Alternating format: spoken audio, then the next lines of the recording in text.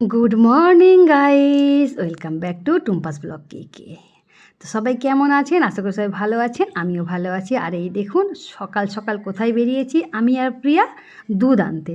তো দুধ আনতে যাওয়ার সময় একজনদের বাড়িতে দেখলাম এত সুন্দর সুন্দর ফুল হয়ে আছে, আর লোভ সামলাতে পারলাম না। প্রিয়াকে বললাম তুমি ফোনটা যেহেতু এনেছো একটু ক্যামেরাবন্দি করে নাও এই ফুলগুলো। তো বলতে ও ক্যামেরাবন্দি করে নিল। তারপর বললাম ফোনটা দাও, তুমি সামনের দিকে আগিয়ে চলো, আর রাস্তাটা একটু আমি বন্ধুদেরকে শেয়ার করি। তো দেখুন সকাল সকাল রাস্তাটা কিন্তু একদম নির্জন নিরিবিলি রাস্তা, আর আবহাওয়াটা খুবই খারাপ। সারা দিন রাতি বৃষ্টি হচ্ছে প্রায়। তো ফুলগুলো কত সুন্দর দেখুন, আমারও তো ইচ্ছা করে এরকম ফুল কিন্তু বাড়িতে লাগাতে। আর এই দেখুন 5 মিশালি সবজি কিন্তু কাটা রয়েছে। তো এই সবজিটার কি রেসিপি হবে সেটা আমি পরে শেয়ার করছি। তো আপাতত আপনাদেরকে ফটোগুলো শেয়ার করে দিলাম। আর এই দেখুন দুপুরবেলা আমরা সবাই বন্ধুরা দেখতেই পাচ্ছেন, এই যে দেবাঞ্জনা বসেছে খেতে, আর এদিকে শ্যামল, আর এদিকে দেবাঞ্জনার বাবা। তো ওদের আমি একটা করে নাম বলে বলে ডাকছি আর কি, ওরা সবাই হাসছে। তো দুপুরবেলার খাওয়াটা আমরা সারার পর তারপর দেখুন দেবাঞ্জনার জন্য একটা জুতার অর্ডার দিয়েছিলাম। সেই জুতাটা কিন্তু এসে পৌঁছে গেছে। দেবাঞ্জনাকে বলেছি, দেবাঞ্জনা এরকম আর তুই কিন্তু বারবার অর্ডার দিবি না। বলছে কি করব বলো মা, একটা জুতা কুকুরে কেটে দিল, মানে ওর এই নিয়ে দুটো বুট জুতো কেটে দিল। সুন্দর সুন্দর বুট জুতো, দামি দামি বুট জুতো কেনে আর কুকুরগুলো কেটে দেয়।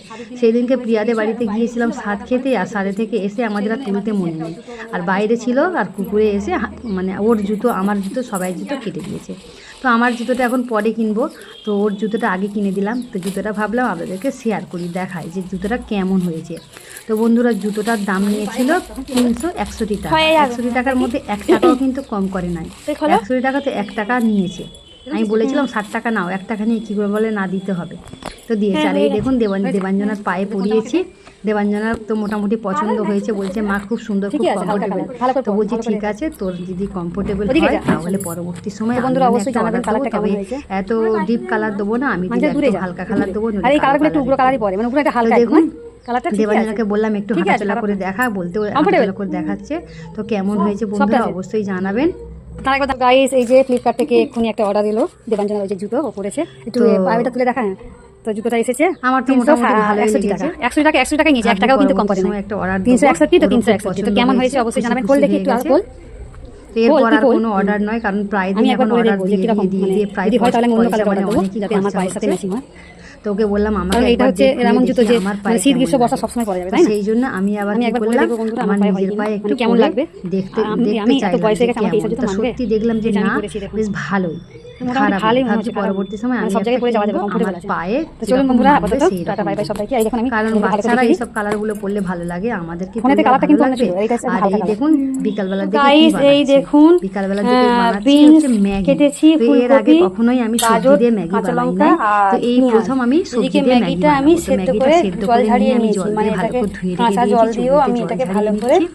তো এবার কড়াই আমি সবজিগুলো ভালো করে ভেজে নিয়ে আর চাউমিন বানাই দিয়ে মানে দেখেছি। তো দেখুন কেমন এরকম সিস্টেমের করতে চাইছি, জানি না কেমন হবে। আর এদিকে 3টে ডিম রেখেছি, 3টে ডিম আমি ভেজে নেব ভাবে। তো দেখুন আমি কিভাবে কি করছি। তবে মনে হচ্ছে আপনারা এর আগে অনেকবার খেয়েছেন, তবু আমি আমার বলা বললাম, আমি এই প্রথম করছি। সেই জন্য দেবাঞ্জনার বাবা প্রায় সময় বলে যে এইরকমভাবে দেবাঞ্জনাকে বানিয়ে দেবে, কিন্তু আমি কখনোই বানানোর চেষ্টা করিই নাই। কারণ সবসময় আমি ভেবেছি যে যেটা ইজি সেটা করব, জল দিয়ে সেদ্ধ করে দেওয়া, তো ওটাই করে দিতাম। তো এইরকমভাবে করার পর থেকে আমারও কিন্তু খেতে ভালো লেগেছে। তো আমরা 3 জনে মিলে খেয়েছিলাম, প্রিয়া, আমি আর দেবাঞ্জনা। তো এই দেখুন পুরো রেডি হয়ে গেছে। তো এরপরে আমি প্রিয়াকে বলেছিলাম তুমি প্লেটে করে সাজিয়ে নাও, সাজিয়ে নিয়ে সস দিয়ে দাও, দিয়ে আমরা 3 জনে মিলে খাওয়া দাওয়া করবো। বন্ধুরা দিয়ে দিই, এটা হচ্ছে দেবাঞ্জনা খাবে আর প্রিয়া খাবে, আমি খাবো। তো আর দেখুন সন্ধ্যাবেলার জন্য আমাদের কি প্রোগ্রাম চলছে। সন্ধ্যাবেলার জন্য আমাদের ডালপুরি হচ্ছে। তো আমি প্রিয়াকে জিজ্ঞাসা করেছিলাম, প্রিয়া তুমি কি কোনোদিন ডালপুরি খেয়েছো? বলছে না দিদি ভাই, শুনেছি কিন্তু কোনোদিন খাওয়া হয় না। তো সেই জন্য আমি বললাম আজকে ডালপুরি করবো আর আলুর দম করবো।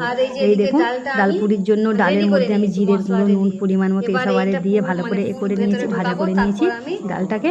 তো দেবাঞ্জনার বাবা বলছে তুমি একটা কাজ করো, একটু তেল লঙ্কা করো ওর মধ্যে দিয়ে দাও, মানে লঙ্কা ভালো করে ভেজে গুঁড়িয়ে দাও। তো দেওয়ার পরে ওগুলোকে ভালো করে আমি বেলে নিয়েছিলাম। আর এই দেখুন একটা প্রথমে দিয়েছি, কিন্তু কি সুন্দর ফুলেছে দেখুন।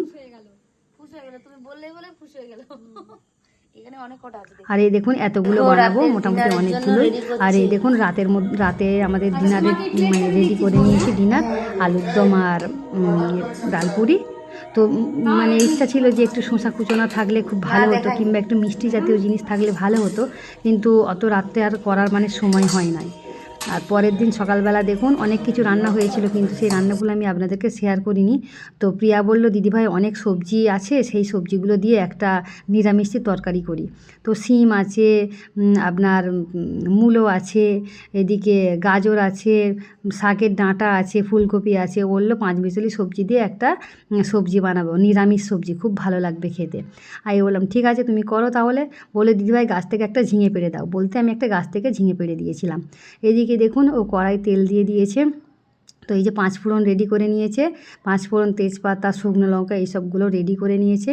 তো রেডি করে নেওয়ার পর কড়াটা গরম হয়ে যাওয়ার পর সবজিগুলো ওর মধ্যে দিয়ে সুন্দর করে ভাজি বানিয়ে নিয়ে তারপর মশলা দিয়েছে। তো দেওয়ার পর এই সবজিটা তৈরি হয়ে গেছে। তো আমাকে পরবর্তী সময় বলছিল, দিদিভাই তুমি তো মিষ্টি খেতে পছন্দ করো, মিষ্টি দেয়া, তো তুমি একটু মিষ্টি দিয়ে নিও। আমি বললো না না, রোজ রোজ মিষ্টি দিয়ে খেতে হবে না, কোনো কথা আছে? তো আজকে যেরমভাবে করেছো ওরমই খেয়ে নেবো। তো মোটামুটি ও সব কিছুতেই দেখেছি মানে করে, রান্না বান্না, ঘরদোর পরিষ্কার ঝরিষ্কার, জামা কাপড় গোছানো, তারপরে হচ্ছে কি যে বাসন মাজা, সব কিছুই করে, উঠোন ঝাড়ু লাগানো। মোটামুটি বসে থাকে না কখনোই, যখনই ওর ইচ্ছা করে তখনই ও কাজ করতে শুরু করে দেয়।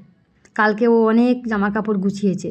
তো পরে বলেছে যে দেবাঞ্জনার জামা কাপড়গুলো একদিন গুছিয়ে দেবো। আমি বলি আচ্ছা ঠিক আছে, একটু রেস্ট নাও, তারপর করবে ধীরে ধীরে।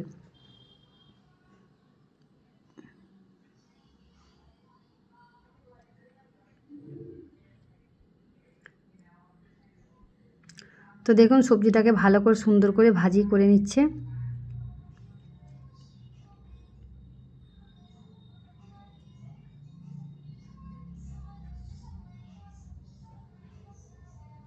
তো এর মধ্যে চিংড়ি মাছ দিলে আমার মনে হয় আরও ভালো হতো, কিন্তু চিংড়ি মাছগুলো যা ছিল সব আমি আজকেরে আপনার হচ্ছে কি যে ঝিঙের ঝোলে দিয়ে দিয়েছি, সেই জন্য আর চিংড়ি মাছগুলো দেয়া হলো না। চিংড়ি মাছ থাকলে মনে হয় আরও টেস্টি হতো নিরামিষ সবজিতে।